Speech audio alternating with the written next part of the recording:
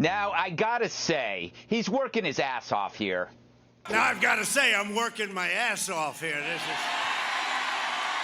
is Sleepy Joe. The guy goes to his basement. He's got another lid. All right. As the election approaches, we're watching two competing magic acts. While Trump is in three places at once, the Dems give us an invisible Joe. He's laying low, saying very little, and the little he says, he gets wrong. It's historic. Biden's the first candidate to say, the less of me, the better. Maybe he's banking on the fact that it's not about him at all. It's about the other guy. What's his name? Was it George? 4 more years of George. George, he's going to find ourselves in a position where if Trump gets elected, we're going to be in a different world. So, is it 4 more years of George Bush or 4 more years of Joe's host, George Lopez? You decide. I tell you, one George is a really, really funny dude. The other is Lopez. But if you were looking for a vanishing act, Joe's your guy. There's nothing up his sleeve or anywhere else. And unlike Trump, he won't tell you what he thinks. His evasiveness on fracking reveals he's waiting for instructions. As for packing the court, he boldly states, let's have a commission, which is like boldly stating, I want a nap. But driving through Pennsylvania this weekend, I saw no signs of Biden, but I did see Biden's signs. While Joe hides, his voters don't, because voting for him, it's safe. Not so with Trump. He's out there, but with the exception of rallies, his voters aren't. It's because for the first time, sadly, saying who you'll vote for could get you hurt. But where there weren't any signs, there were indeed American flags. Maybe those are signs too. A wink, not a shout. As the left vows punishment for those they deem evil, and cities erupt with riots, peaceful protests, it sent a message to half of America, the deplorables. Take a lid. And they have. But unlike Joe, they'll wake up on Election Day, because they know if they don't, the magic trick will be a disappearing America.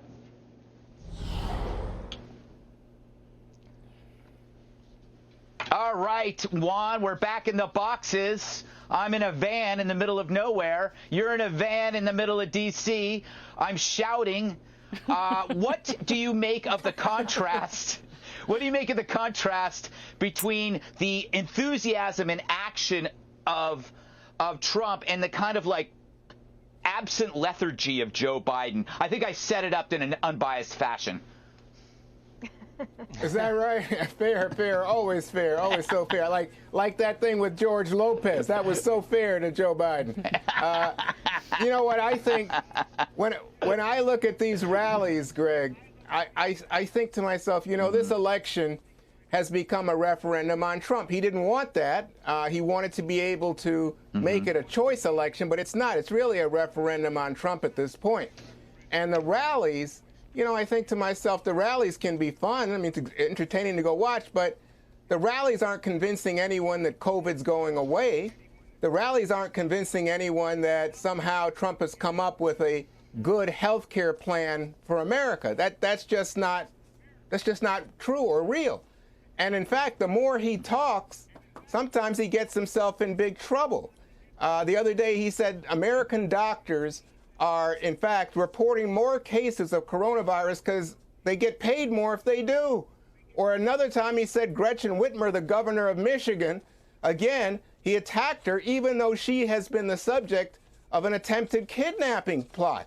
He attacked the governor of Pennsylvania, Tom Wolf, said it was threatening him. I guess threatening, not physically, but threatening federal funds for the citizens of Pennsylvania. So I think to myself, in addition to these rallies being potentially super spreader events, I think half of them have been linked to spikes in coronavirus. I think he hurts himself often in these rallies, and that's not good for him. Okay. So, Jesse, I'm going to not quote, but bring up Scott Adams, who brings up the concept of reciprocity. Right. That when you have a candidate giving 110% up to the finish line, you feel compelled to reciprocate and vote. Do you buy that?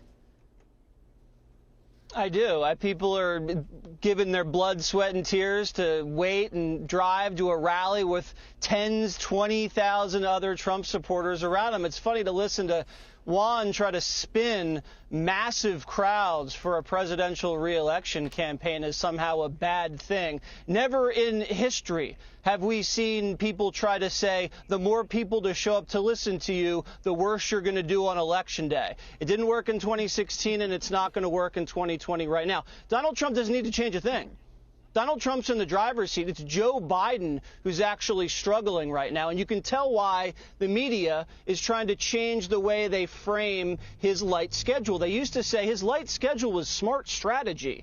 Look at the polls. And they're not saying that anymore. They're saying his light strategy is a risky gamble. And it is a risky gamble. And here's why he's not going out. There's a host of reasons. One, he cannot contract COVID-19 because that destroys the central premise of his candidacy, which is I'm safe, I'm going to lead by example, I'm going to wash my hands, social distance, and wear a mask and protect myself. So if he gets it, it's lights out. It's also he's going to show up and no one's going to show up to listen to him.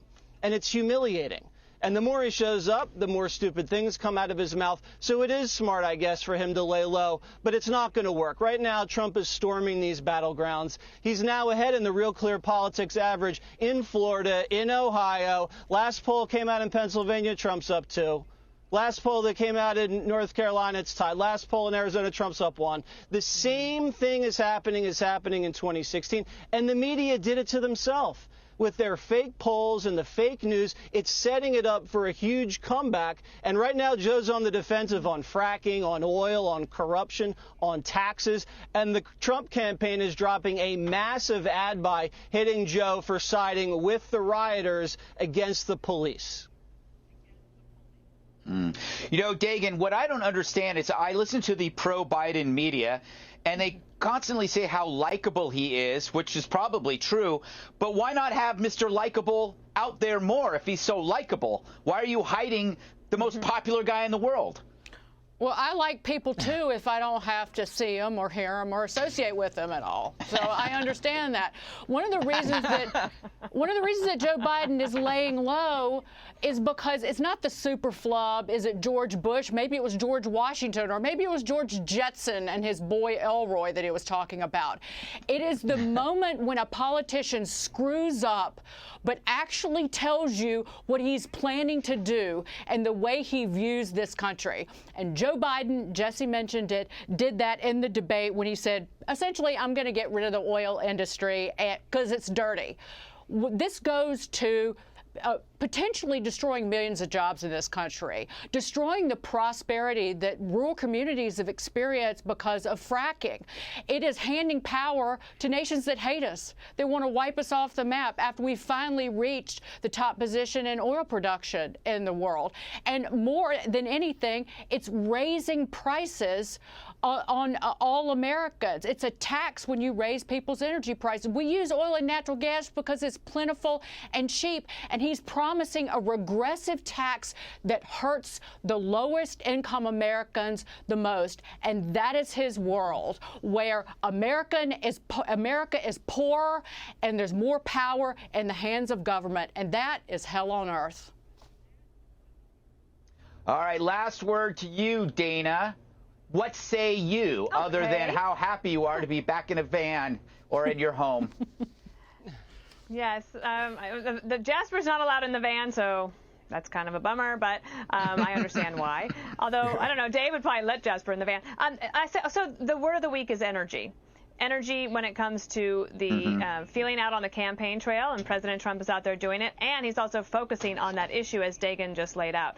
There's one other thing I would mention, though, is that the Democrats and the left, it's showing a lot of energy when it comes to donations. There's so much money heading into these races. Republicans are being outspent in many of the states, and you don't see Republicans complaining and demanding campaign finance reform. They're just out there trying to compete.